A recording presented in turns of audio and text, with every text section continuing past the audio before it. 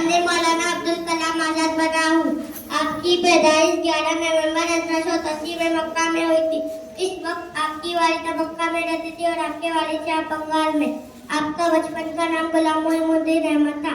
आप अपने नाम के आगे गुलाम को बर्दाश्त न कर सके और आप अपना नाम बदलकर मौलाना अब्दुल कलाम आजाद रख दिया।